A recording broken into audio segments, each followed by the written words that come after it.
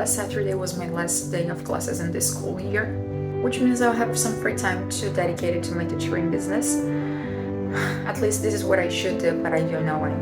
To be honest, I'm having a hard time with my non-negotiable list, at least keeping up with it, because read 30 pages, draw, keep doing my research while maintaining all my other responsibilities in 24 hours is something that I can't not do. I try it, but I think I was delusional when I thought I could do all that in one day. But that said, I actually managed to insert 30 minutes of reading in my daily routine, which is great. So I've been reading Habakkuk for this past week, and it is amazing. I'm loving it, the stylistics. I'm loving the narrative. I'm not loving the characters. The characters, they're but like the narrative per se, it is really engaging. It makes me want to read more.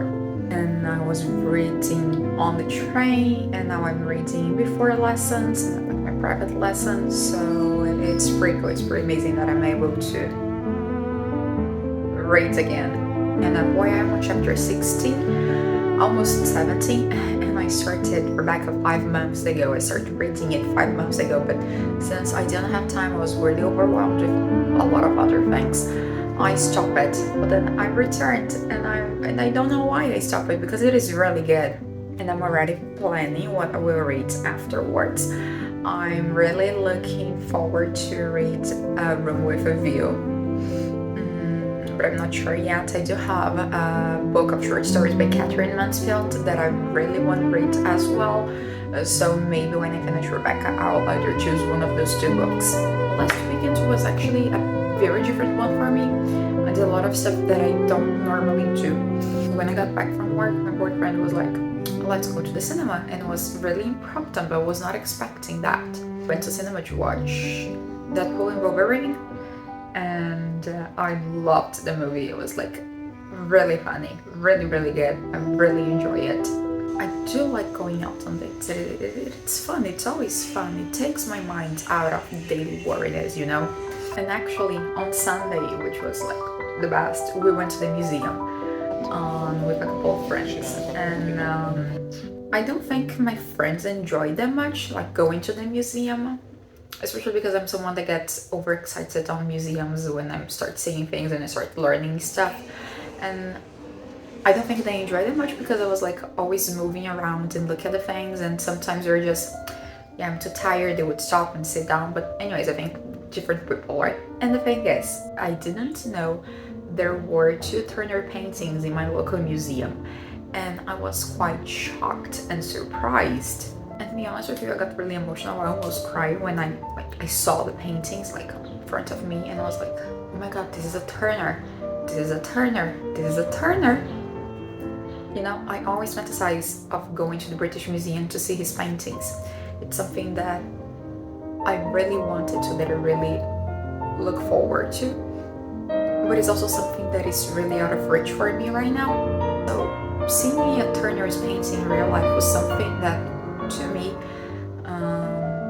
was really far away in the future, because, again, I cannot do this right now. And so when I saw those beautiful seascapes across the room with those impressive brush strokes that make everything look like a blur,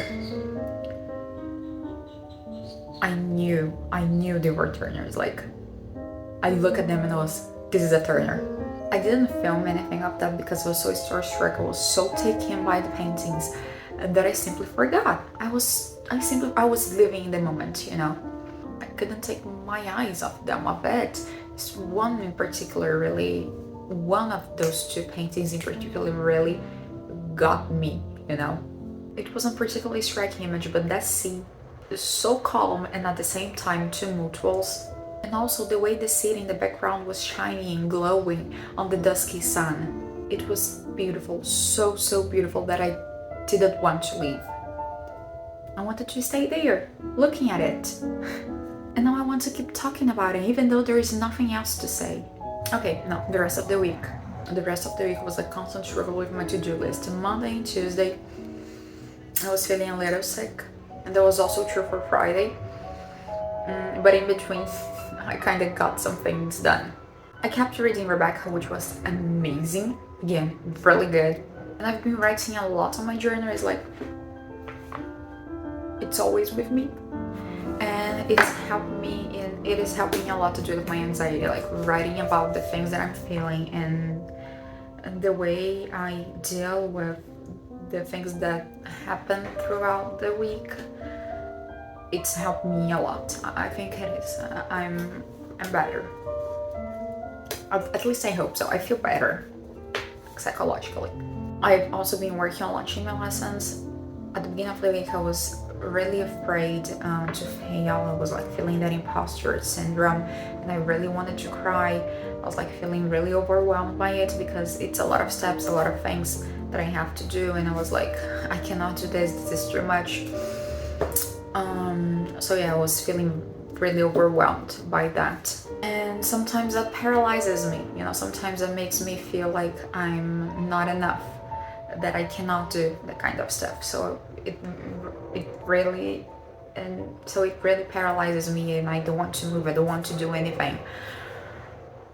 But I gotta keep going, right? I gotta keep going. Writing about it, it has helped me a lot. But that makes me question myself, why it is so hard to be an adult. You know, I miss the pretty and magical things of being close to nature, enjoying the morning sun, and smelling the vanilla-like scent of old books on my school library.